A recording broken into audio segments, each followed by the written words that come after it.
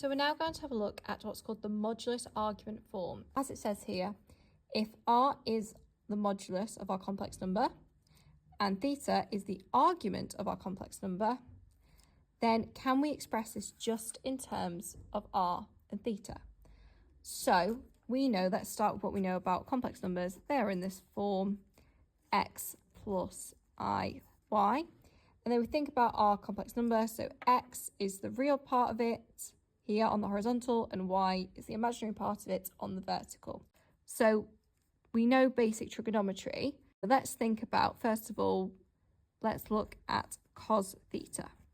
We know that cos theta is a over h. A over h. Going really back to the basic definitions.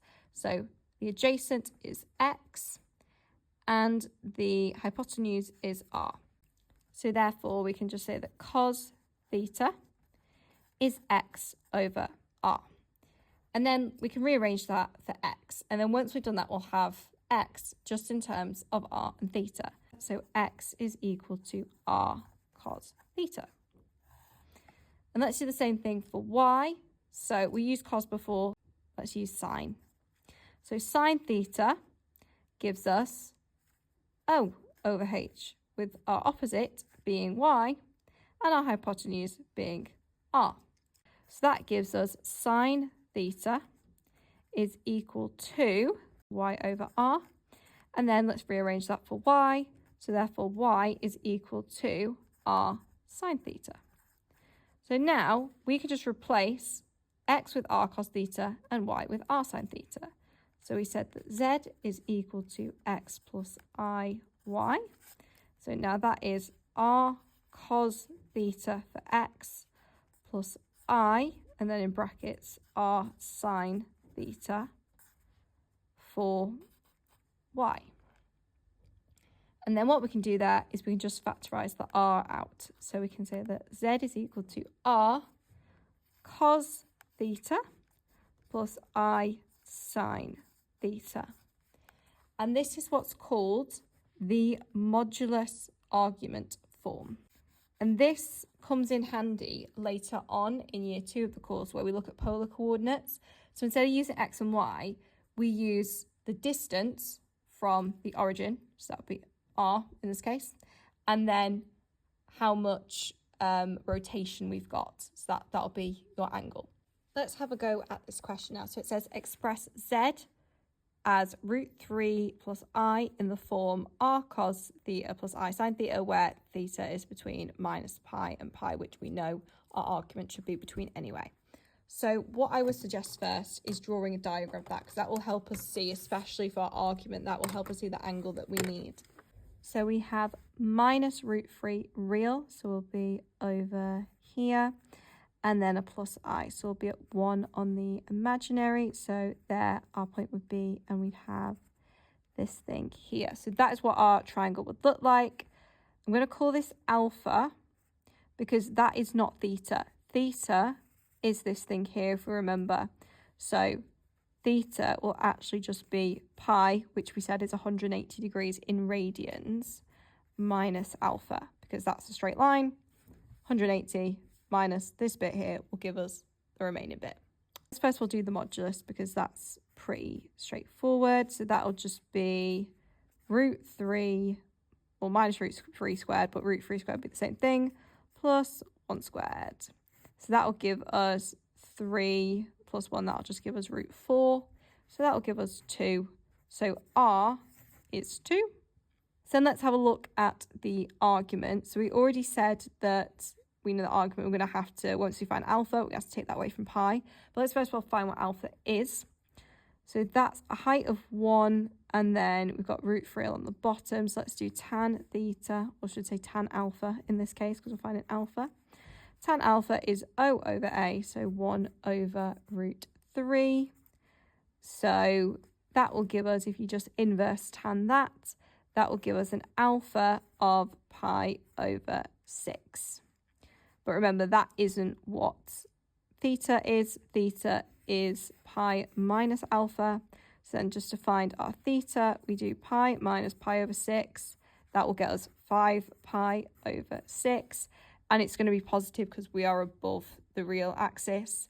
So then let's put it in that form. So z is going to be equal to r, which is 2, and then cos pi over 6, 5 pi over 6 even, cos 5 pi over 6 plus I sine 5 pi over 6. And it's in that form that we've been asked to put it in. Okay, let's have a look at this question. So similar thing we've got going on here. So let's draw our diagram out. So we're going to have -1 on the real, and then root 3 is going to be down here, isn't it? Minus root 3 down here. So our point would be somewhere here, like so. And there would be our right angle triangle. Alpha would be here. We know this is 1 across here, and that is root 3 there.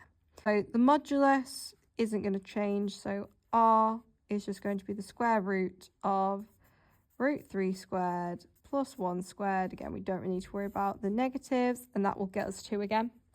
So r is 2. And then the argument, well, this time we know it's underneath the axis, it's going to be negative. So theta will be minus, and then again, we've got alpha here, we need this bit. So again, 180 minus that angle will give us this bit. 180 in radians is pi, so it'll be minus pi minus alpha that we need. So it's root 3 here and then 1. So then we're doing tan theta, or say tan alpha, I should say, is equal to O over A, which is root 3 over 1. And that will get us an alpha of pi over 3. And then we just need to put that into here to find what theta is going to be. So theta will be minus pi over 3. So that will give us minus 2 pi over 3. And then once you've done that, actually make sure you put it in that form, in the modulus argument form. 2, and then cos theta, so cos minus 2 pi over 3 plus I sine minus 2 pi over 3. So let's now have a look at this question. So it says express 3 cos pi over 3 plus I sine pi over 3 in the form x plus iy, where x and y are both real numbers. So this is where we're basically going backwards now. We have it in the modulus argument form, and we want to get back to in the form x plus iy. So let's just remember what these things are. That's the form it's in.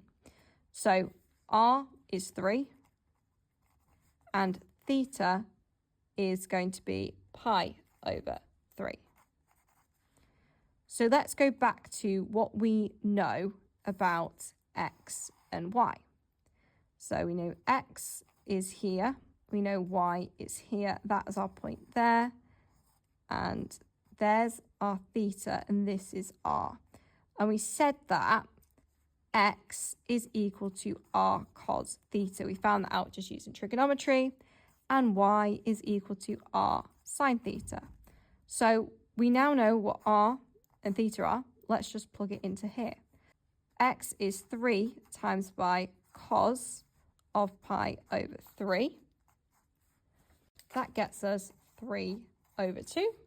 And then let's do it for r sine theta. So r is 3, and then sine theta will be sine pi over 3. That gets us 3 root 3 over 2. So these are what x and y are. So x is 3 over 2, y is 3 root 3 over 2. So let's now just put it in that form. Z simply equals 3 over 2 plus 3 root 3 over 2 I. So let's have a look at this question now. So it's a very similar question. It's just giving us a bit more wordy than it was before. So it says the modulus of a complex number is 4 and its argument is minus 0.3 radians. Express the complex number in the form x plus iy, where x and y are both real numbers. So it's telling us straight away that r is 4 and theta is minus 0.3 radians. We know that x is r cos theta, and we know that y is r sine theta. So let's just put that in. So it's going to be 4 times by cos minus 0.3. That will get us 3.82, so 3 significant figures. And let's do the same for y. So that will be 4 times by sine of minus 0.3. That will get us minus 1.18, so 3 significant figures. So that's my x, that's my y. So z in the form x plus iy will be 3.82 minus 1.18i, and that is to 3 significant figures.